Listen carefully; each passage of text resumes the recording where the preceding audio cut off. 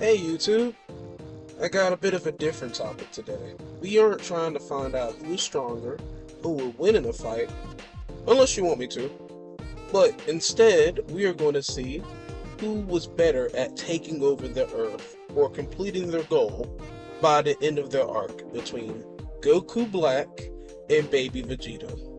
Let's get started. Shit, I guess we could start it from the top.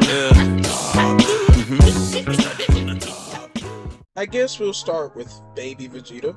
I'll keep it short. Baby Vegeta is a tuple, a genetically engineered life form invented by tuples to destroy all Saiyan life forms due to a war between the Saiyans and the Tuffles on planet Plant. No, you didn't hear me wrong. It's actually called Planet Plant. Native to the Tuffles, and of course the Saiyans wanted it, and they took it, of course, and renamed the planet Plant Vegeta after the king of the Saiyans. And well, the Saiyans did their thing, but not before the Tuffles could create this genetic, baby is what his name is, which is a parasitic life form that can enter a person's body through cuts or any kind of wounds that are just there. He then made his way to Earth and entered into Vegeta's body. I don't know how else to word that.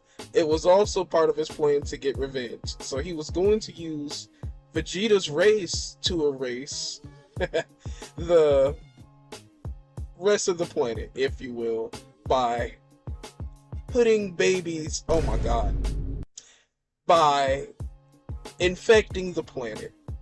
So by doing that, he was able to actually put these eggs inside of everybody so he could remotely control the entire planet and became a hive mind essentially.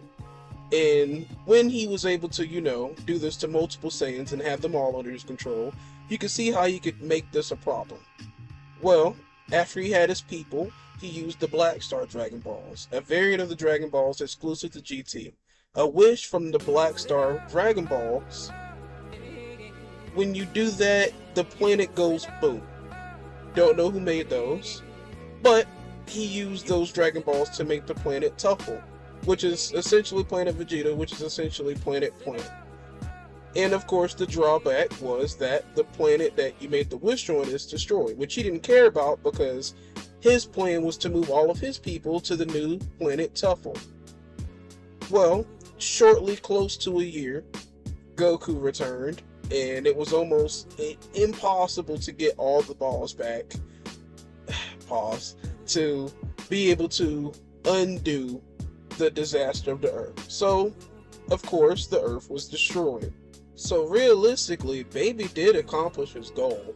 But of course, Goku showed up, some plot things happened, and Goku was able to defeat Baby, use the Namek Dragon Balls, which is another variant of Dragon Balls, to undo everything Baby had did, thus undoing all of Baby's efforts.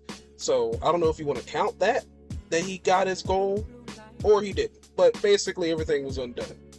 Now for Goku Black. I hope you like time travel, because this is, it's one of those. So Goku Black is actually a Kai, the North Kai of Universe 10. I'm not getting into that, but basically, the universe with Goku and everyone that you know, there are 11 other universes with separate characters, and some of those characters are twins, meaning the characters in the universe have a lot of similarities to the other ones from their twin universe. The twin universe is whatever number the universe is, plus another one that equals to 13. So our universe is 7, and our twin is 6, because that equals 13. Anyway, the Kai we are referring to is the monster. He hates mortals and wished to rid the world of them.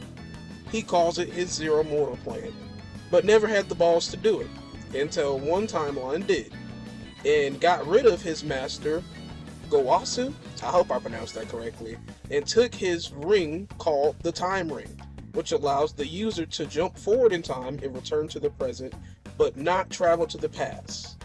And in the anime only, it protects the wearer from being erased from any timeline shenanigans, basically nullifying the grandfather paradox for the user. The grandfather paradox, if you don't know, is basically if you go back in time to get rid of someone before they were born, so they were never born, they won't exist. This doesn't affect him because he's wearing the time ring. Well, after he did end his master, he got rid of his master and took the time ring. He then used the Super Dragon Balls, another variation I'm not getting into, to switch bodies with Goku. This is Goku Black. He then deleted his family and went into the future, aka the future Trunks timeline, and teamed up with the future version of himself, who also used the Super Dragon Balls to grant himself immortality. Told you it's gonna be a lot of time travel. But after all that, both Goku and Black started to enact their plan, so to speak. So they started offing everyone, but there was still some left, basically a resistance group. In our timeline, our Goku and Vegeta came to help, but couldn't beat them, in my eyes. And then Goku Black and Zamasu fused a couple times, and then they fused with the universe. They bled into the universe, into time, and merged with it, and now they're called Infinite Zamasu. Yeah, I know. But all the hope was lost till Goku hit this button that called the ruler of all 12 universes, and he basically just said no more universe, like Wanda. And there wasn't one anymore. And then that was the end of Zamasu. So that's basically what happened to them. So with that out of the way, who do I think did better?